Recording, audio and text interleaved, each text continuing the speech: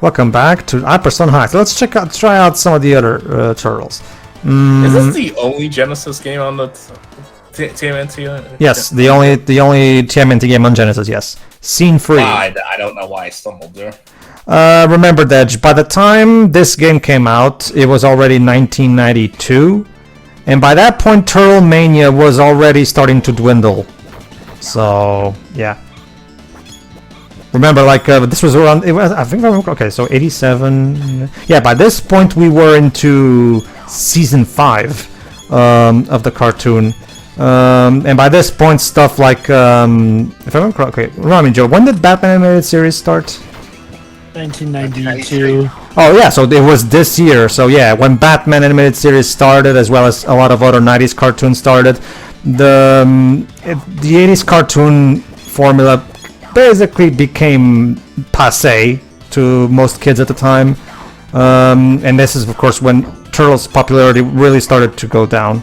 So I always keep thinking that the Genesis was a 90s console, but it came out in the 80s.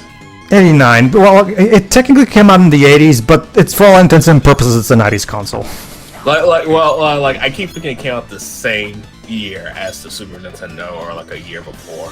No, came out 3 years after, 3 years before, because Sega Sega wanted to get into the 16-bit era before Nintendo, so they could have a head start, basically. Yeah, so it's just one of those weird, really interesting. And remember that what they and Sonic 1 only came out in 91, so what they did in those 3 years while waiting for Sonic 1 to get done.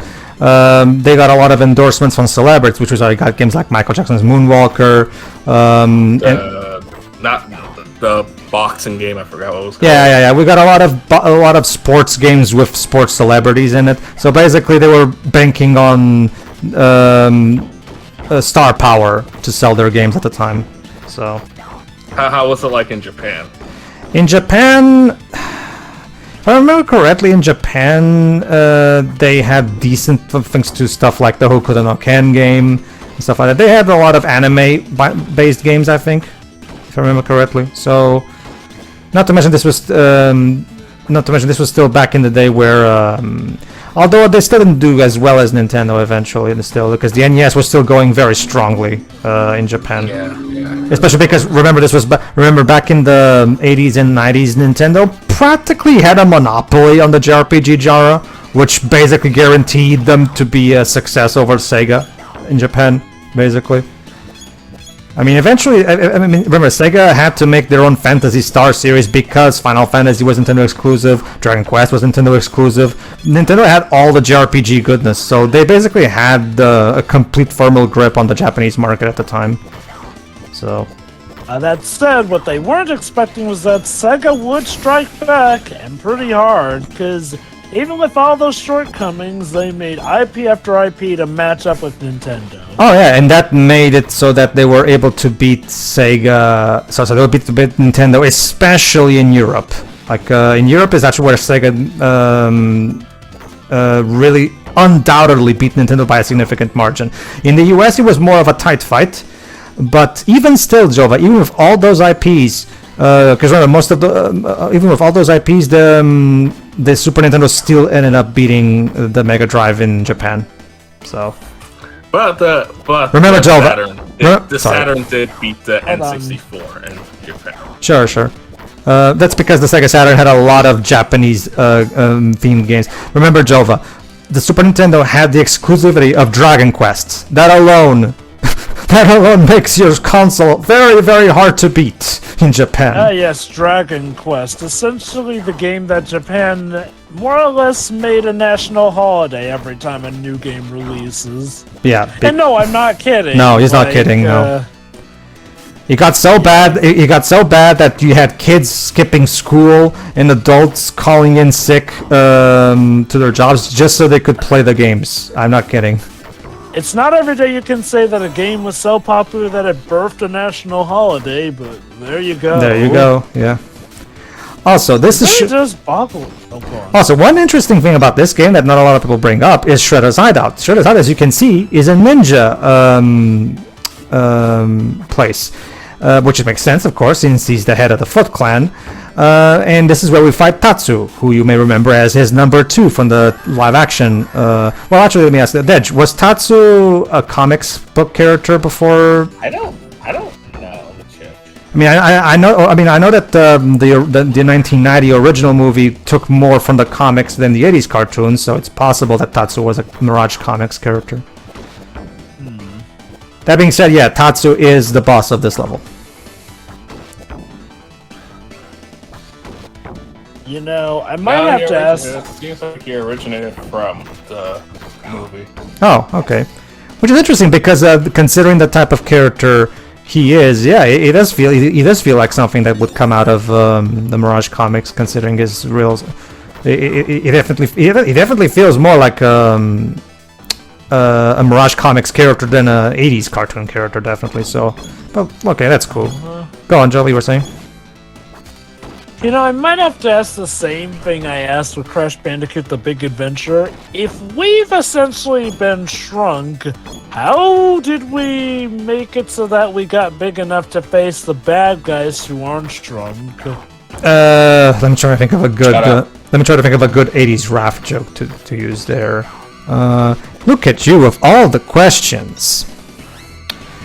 Yeah, basically, I don't know if you guys I don't know if you guys have taking a good look at it. Like 80s Raph. Okay, you know how usually in a lot of incarnations you see Raph portrayed as, you know, the very short-tempered guy who usually really tends to get angry a lot, and which is why he and Leo get into conflict a lot. We see that in the 2007 movie, for example. AKA what's apparently officially the 4th movie in the continuity of movies because, well... Okay, like Fallon mentioned during our Incredible Hulk run, they literally have all that stuff in it that pretty much designates it as canon.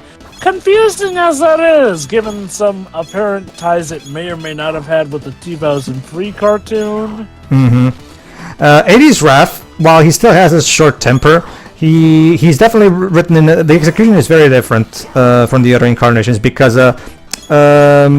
his attitude comes more from sass and brotherly teasing, which is actually really charming in my opinion. It's a nice, unique take from the other incarnations, like that really makes Rob Paulson's Raph stand out.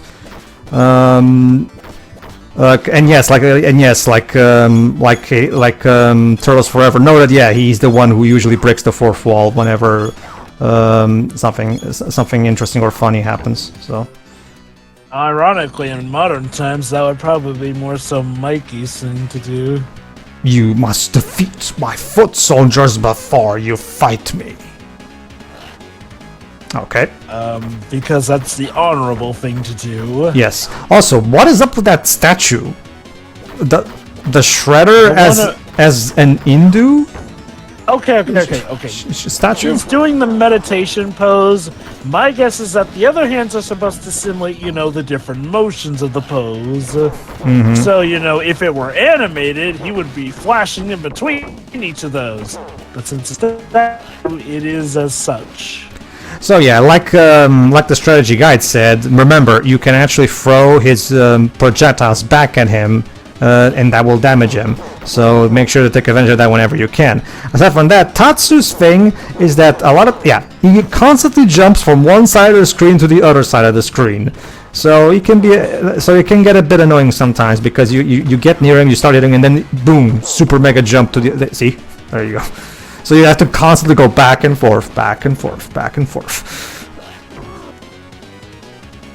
Yeah, this design for Tatsu is actually quite different than his movie design, so I'm guessing probably... He looks like a Streets of Rage character. Yeah. I'm guessing this design is more akin to maybe his comics design, maybe? Okay. Not really. Again, his design from... Like, look at his design from the comic, it's completely different. Okay. Alright, let me have a look. Did Kevin Eastman ever actually draw any of the video game? Aside from this one, obviously, did he ever draw any of the Okay. He looks. I'd say he looks. Master. And he explodes. What? Wait, what? Scene 3. Shredder's hideout. Okay, clear. Okay, Cowabunga! Go on. Looking at how he does in the movies, save for the fact that he's lacking the mustache, he doesn't look too different from Tatsu in the 1990 film. Oh, no, he does. I was talking more about his outfit. Because his outfit is very different than... the outfit. Yes, Twibs? Yes, you're asking about Kevin Eastman drawing. Well, I can't be certain, but a lot of these video game covers, especially the Japanese ones, do look very Kevin Eastman-esque. I don't know if he drew any of these back in the day. I mean, okay, even if it's not Kevin Eastman, you can tell a lot of these covers are definitely inspired by Kevin Eastman's art style, though. Especially the one... Go on.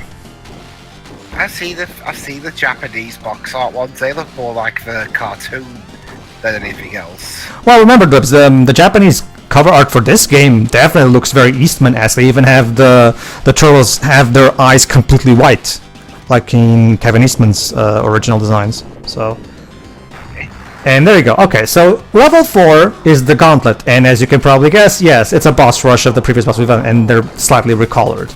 Yeah, you can tell this. Yeah, I get. Go on. No, go on. So yeah, I get the feeling Bebop really is a no-show for this game. I guess so. That was Shredder over contracts. Mm-hmm. So sacrilegious for a Rocksteady to show up without Bebop at some point in the game. Yeah, it is weird.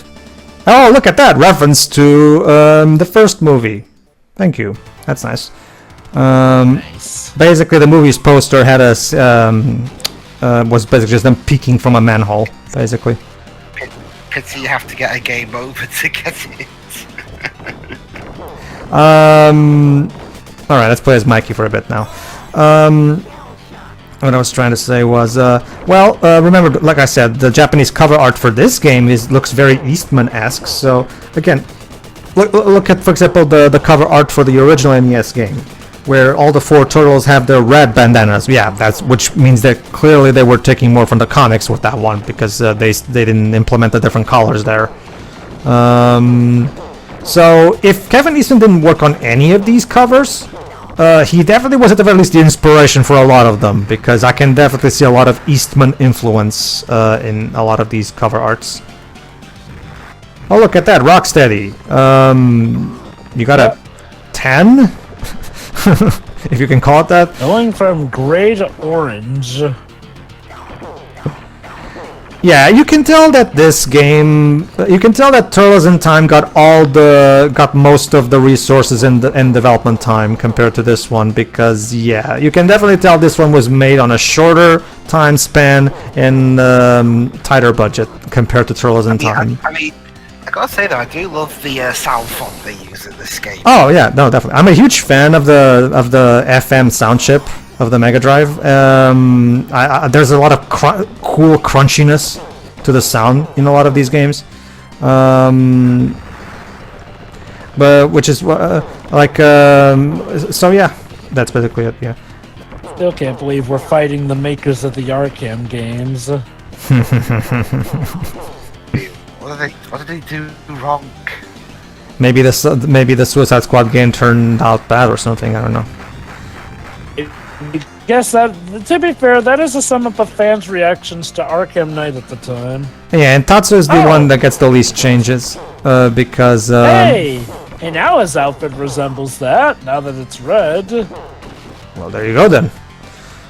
See, guys, he was just waiting for the right occasion to wear the outfit that better matched his incarnations. Or it's the same outfit as before. He just dyed it red with the blood of his enemies. Even though he was the one that got beat up in the last fight, so... And then he beat someone else up off screen out of rage. I mean, look at that cover art, Blibs, that I put in as a border. Like, the turtles look pissed as fuck in that cover art. I mean, because remember, like, that's definitely not inspired by the 80s cartoon. Like, that's definitely Eastman influence, because the turtles look really pissed like they did in the Mirage comics. So. And later on the Red Sky season. That's something someone should do. Have Peter learn in an area where he can't not watch the Red Sky, then you'll have to watch it. Let's a social experiment. Let's see. Oh, here we go again. Yeah. Social experiment. How long will Peter Laird last watching the Red Sky? So? It's like we're fighting. Yeah, it's like we're fighting the Cobras from MGS3. My Mousers will stop you. Baxter, why are you helping Shredder on this? Why are we? Well, remember, Baxter Stockman works for the Shredder in the '80s cartoon, so. Oh, true. But usually that's because he wants to get better recognition here and there. But I don't recall him usually being in on the plans that involve, New York's endangerment. Well, you'll notice, Joe, but that Stockman is still human compared to his later Fly form. Which means, and in the '80s cartoon, during this part where he's still human, he is indeed working for the Shredder. So technically, yeah, this does add up to the '80s cartoon.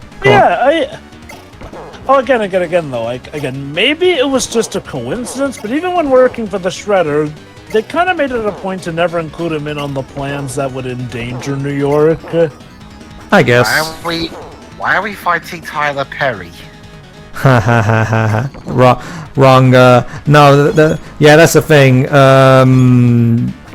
Okay. Remind me, Dej, was Baxter Stockman already a thing in... Well, actually, no, the 80s comic started in 84, so by that point, probably Baxter Stockman was already a thing in 87, so...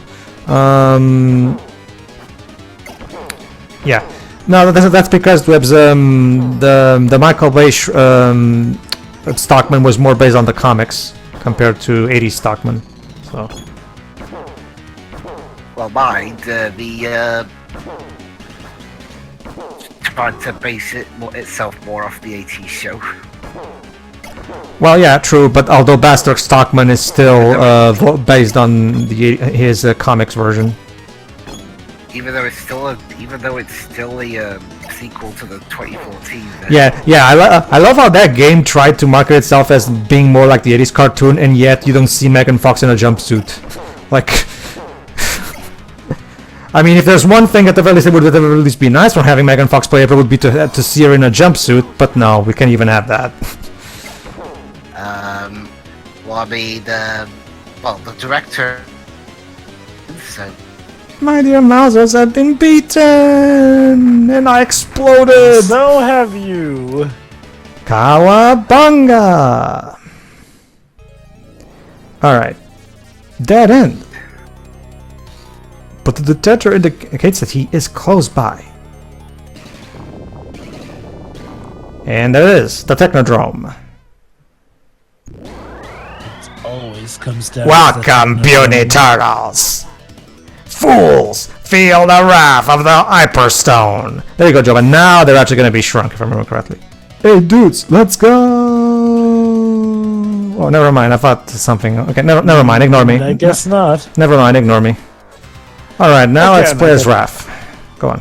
I guess we can assume that somehow on the venture they found a way to get big again. It's just like, well, again, if I had a nickel for every time a game has had this kind of weird bout, I'd have 2 nickels. Yeah, and look at that!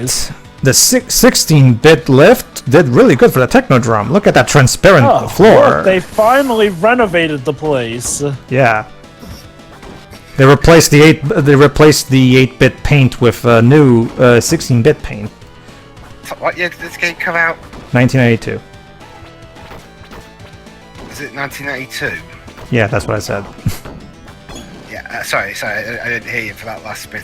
But what I say is interesting about your renovations because they only have it in the 80s show. They only have another year of the Technodrome before it got sucked into Dimension X for good. Mm-hmm. But yeah, sorry. Hence the first Red Sky season just being Shredder running around trying to get revenge and all that. My guess to Ibs is well, never mind. My guess that regarding back to the whole this is the only Genesis game on of the Turtles.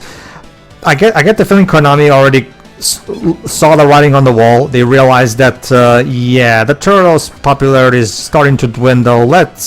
Might as well call it quits at this point. Oh, wait, was this the last game that they made? No. The last game during this era. If I remember correctly, Tournament Fighters was the last one. Let me double check real quick. And that was like 94, I think. Let me double check real quick. Cowabunga collection.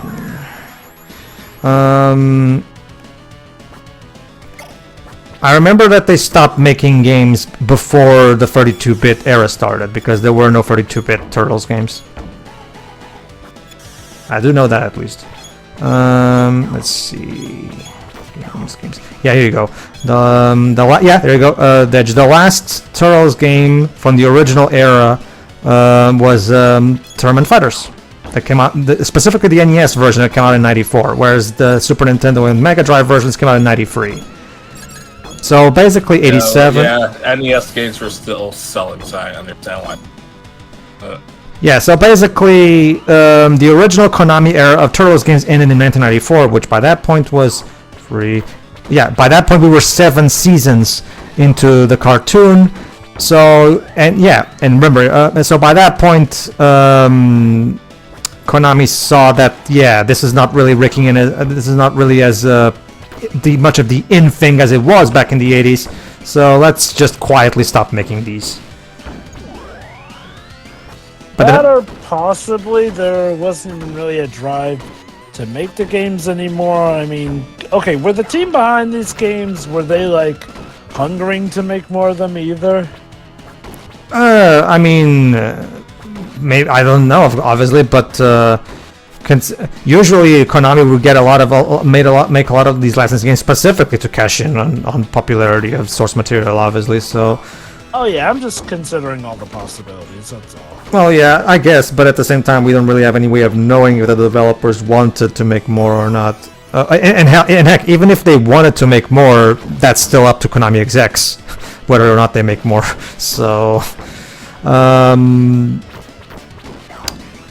I get the feeling it was probably just the fact that Turtle Mania. Remember, by the time we got to 1993, 1994, by that point the Turtles were not really as popular as they were in the late 80s. Definitely by that point. But hey, look at this. Look at the bright side. When the 2003 show hit, Konami made free games. And no one talks about. well, actually, I don't know if you watch Maddie's Retro Rebound channel. It's a really fun channel. Basically, Retro Rebound is a channel where Maddie, the guy who runs it, does a lot of retro stuff. But he also has his other channel, Mr. Maddie Plays, where he covers more modern stuff. And he has a lot of retrospective on a lot of games. And he grew up with the 2003 Turtles, and he made a little retrospective on those 3 games, basically. So I recommend that. That's fun. He also recently made a retrospective on various DBZ games, which he also grew up with, specifically the Legacy of Goku trilogy. I recommend watching Retro Rebound's retrospective. Don't worry. I plan on recording the 2003 games after the Platinum Games one. So I never actually played them myself, so it would be a nice novelty for me as well. Are you also gonna do the Game Boy games? Yeah. Well, remember, first we're gonna get through the original Konami era before we move on to the second Konami era. Okay. Hopefully, if this collection, so this collection has been a very big commercial success so far. So I'm hoping Konami does, at the very least, consider maybe trying to make a collection for those 3 games. It should be it shouldn't be too hard to make that. Well, I was talking about the 80s Game Boy games. Oh no, no, we'll do those. Especially if anything, just so we can do the third one, because the third Game Boy game is the hidden gem of this collection. Basically, Jova, it's a Game Boy Metroidvania with the Turtles. Before Symphony of the Night. Yep. What is Symphony of the... Okay, so... Dej, I'm curious. I'm guessing you view, like, Metroidvania games post-Symphony of the Night having either risen or lowered in overall quality. I'm not a Metroidvania guy, but I assume that because we Guacamelee, Hollow Knight, the other Igavania games, that they've probably risen in quality. I mean, granted, that's often the idea that over time something does increase in quality. Radical Res. I just feel like we have too many Metroidvanias nowadays. Yeah, I don't really get that vibe. Like, sure, we got a plethora, but not to a point where, oh, they've, like, completely overswept the market or there's too many of them. I mean, we're dangerously approaching that. I feel like roguelikes are worse. Which is funny because the recent Hitman game recently released a roguelike mode. One particular, we're talking about potential Eastman influence in the cover arts. Look at Radical Rescue, which is the third Game Boy game on this collection. That cover art, Leo is fucking pissed. Damn. So yeah, a lot of times these covers really were more Eastman-esque rather than 80s cartoon-esque, definitely. Raphael tried to take over. Indeed. I swear he does that every screen trying to kill Megatron. Version this time, like ninja version this time. Yes. Remember, Dwebs, get that hero share out of the way. We're the fucking Ninja Turtles. Or as like one of my favorite bits from the first episode is when Splinter's telling April their backstory, and then he literally says, and that's how they became the Teenage Mutant Ninja Turtles. Like he says it with such conviction that I almost expect him to say trademark. Okay. Unfortunately, nowadays at least, trying to find the Hero Turtle equivalent. Let me just explain something real quick, Dwebs. Basically, I got myself. I actually was not capable of getting through this because this game can be really hard, even on the easiest setting. So I decided, why not show off the watch mode since I haven't done that. Let's go back. Basically, when you watch you can watch. Anyway, here's the part where I died, and you can press square, or sorry, was it X, so you can take over in that scripted playthrough at any moment. Anyway, I'll show you the power of Super Krang. Super Krang? Oh boy, this must be a new model. Oh, and by Super Krang he means he has wings and he can fly. but that episode, how if they changed it to the Splinter instead said, and they are the Teenage Turtles. I also thought that would really work. So yeah, Super Krang, and by like just Krang with a jetpack. Well, I mean, I guess you can have him mutate because it's a robot body, so he can't mutate. So, whatever. If this were Krang and Shredder, then maybe he could, but Maybe, yeah. All right. Oh my God, you know what? I just realised actually. Go on. Krang Shredder is basically a Dalek, little tiny squid creature inside a giant metal shell. Hey, what? Well, the whole. Well, remind me, Dej, was Krang What did he call it? a Dalek? A Doctor Who joke, Dej. Okay, sorry. I'm not a Whovian. I don't know about your tiny, whiny, wibbly wobbly stuff. Oh crap! Do people still say that? Round for us. I couldn't stop you, but Super Shredder will. Super Shredder, he's back too. Yes. Well, Jova, the Japanese name of this game is The Return of the Shredder. So, like I said, I get the. Yeah, but I mean, but Super Shredder though, I mean, that's Shredder's mutant form. Yeah. It seems to be normal again. Yeah, but that's the thing, Jova. Like, he apparently eventually demutates. Because remember, even in Shredder's Revenge, when you defeat him as exactly. Go on. Exactly. My point is like, well, why Super Shredder again? Oh, we're going to. I guess because he realized that as normal Shredder, he doesn't stand a chance. I don't know. Oh God, I want someone to make a villain version of the theme song, but instead of replacing it, have it be like Teenage Mutant. Sorry, E for Shredder or something. I was gonna say. Okay. That's the thing, Joe. I really suspect, I have strong suspicions that the developers of this game will envision this as a spiritual, like if not outright sequel to the Manhattan Project, because not only because it's called The Return of the Shredder, but also because, remember, this is him upping the ante from that game, where instead of just sticking Manhattan, it takes the whole city this time. Exactly. My only weird thing is, why does Krang refer to Shredder as Super Shredder? Like, no, he's in his regular Shredder form. Because Krang knows that he's waiting for us with the mutagen. He's just waiting to use. So I don't know what to tell you. Wouldn't that be funny if Krang kind of ended up spoiling Shredder's strategy there? Well, that's the thing, Joe. The Shredder already spoiled his entire plan to them, like by saying, "Ha! I dare you to challenge me, turtles. You know, in hindsight, I probably should not tell my enemies where I am and dare them to come and beat the crap out of me." To be fair, I expect he was definitely. Soup. Yeah, go on, To Joe. be fair, I expect he was expecting them to come to him, hence his challenge. No, the thing is that though, if he was planning to use the mutagen as a surprise, well, Krang ruined that surprise. Lights, camera, action! I've always wanted to say that. Okay, I'll be honest.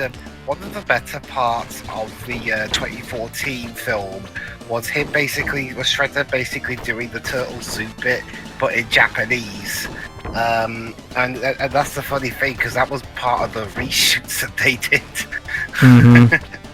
I mean, hey, reshoots are meant to add good stuff. It's just that we hear so many projects where reshoots tend to be a sign of bad more than good. But no, I mean, this does sound like one that was good. Well, the reshoots did help contribute to what was going to be a major movie originally before they did them. Like how basically the Ninja Turtles as at that point. It's like I said, some people tend to forget that reshoots are meant to be done for the betterment of a project. Like sometimes for like really minor reasons, like when they were editing, they noticed or something. Yeah, it's probably because of what happened with the DCU regarding Suicide Squad and Justice League, or Justice League rather. I imagine Suicide Squad also had reshoots as well. No, yep, it did. You know, I can't help but notice that these robots have surprisingly human-sounding screams. That's because we beat them up. That's because Warner Bros. Panicked at the reception of BVS and they went on full damage control mode. Hold on.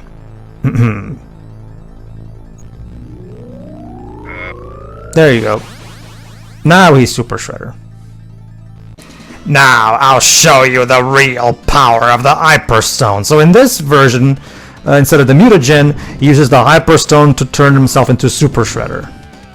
So what exactly?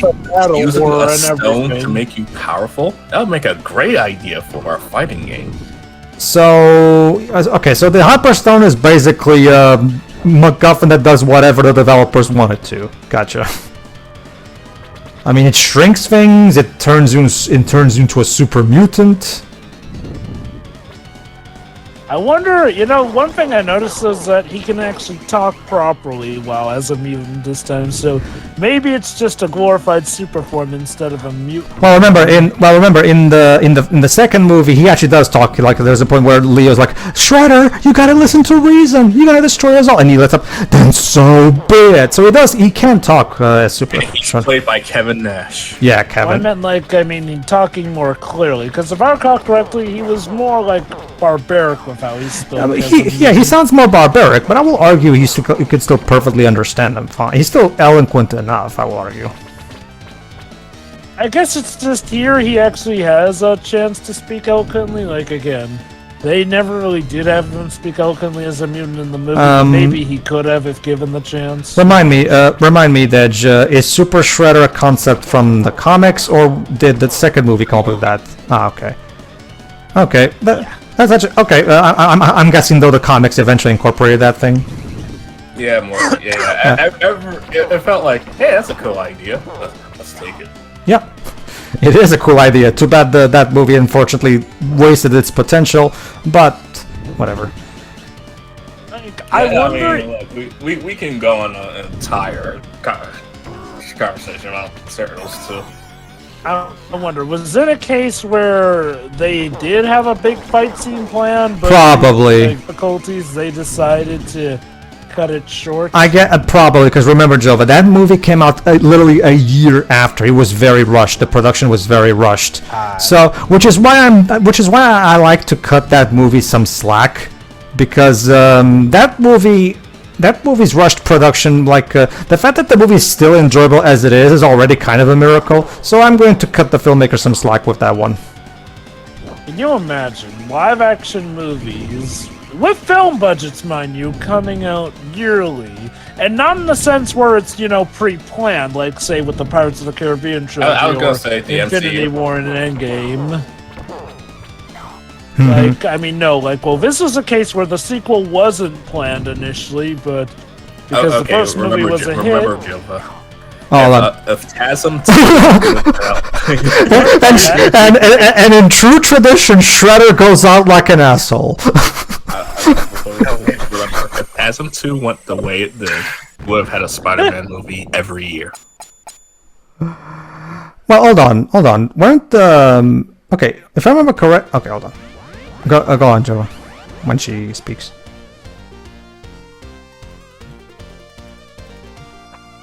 The evil villain, Shredder, has been defeated. I know this.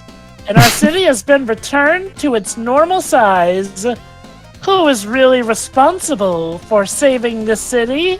Do you think? The true answer is shrouded in mystery, as if we don't know. This has been April O'Neil reporting. Bye. I like that joke of the kid putting himself in front of the camera. That's a. Good dive. It looks like he's a bit bored. Basically, Dwebs, that's a direct reference to the Yeti's cartoon, because every time the Turtles save the day in Yeti's cartoon, April, of course, plays dumb and pretends that she doesn't know, and she always put, "Oh, I wonder who saved the city," and all that stuff. So, all right. It's just funny because I feel like it was public knowledge in at least one of the previous games that the Teenage Mutant Ninja Turtles helped. They eventually become public knowledge in the 80s cartoon, but in the early seasons, she of course goes, "Oh, I wonder who could be the brave vigilantes who saved our city," and blah blah blah. Oh, I know that. I was talking about the games, though. I feel like in one of the previous games, it has pretty much had the Turtles be public heroes at that point, but... Can I go first? Go on. Can I go first with final thoughts? Go on. Yes. In terms of, this definitely looks the most fun out of them, and it's definitely got the best soundtrack out of all of them. Not that the other soundtracks were bad, and yes, I am including the original NES game soundtrack. Oh no, that game's music was actually the best thing. The best thing about that game was the music. But I get where you're coming from, Bibs. It's the Sega Genesis music chip, like. Yes, it's the Mega Drive sound. Come on. Like, I mean, the Genesis just... Very hard to beat. It's very hard to beat that. Pretty much, yeah. The SNES tried, but even I'd argue the Genesis probably had a better overall sound chip. Well, I mean, okay, technically SNES was more advanced, but it There's a unique Didn't there's a unique crunchiness in the Mega Drive 1 that really makes the tracks have a very unique charm to them, in my opinion. I'd say that both the SNES and Mega Drive. Oh, here you go. Basically, if you beat the game in hard mode, okay, carry on those while we watch this. Okay, I can't remember playing any of this so far in the Cowabunga collection. I'll give it a try at some point. Sure. Yeah. Oh, look at that! Look at that! That's Eastman Donnie right there. See, with the ice and everything. Yeah. So yeah, there was clearly some kind of influence from Eastman. Oh, God. Turtles created genius, Michelangelo, wild and crazy turtle. Go on. And overall, yeah, this looks like a lot of fun, and it'll be interesting to see. Are there many games that we're doing after this one? After this, now that we're officially done with all the Turtles beat 'em ups, aside from, of course, our eventual redo of Turtles in Time on the Super Nintendo. Next up is the best of them all, Shredder's Revenge. Oh, I thought you were going to say there was a TMNT visual novel or something.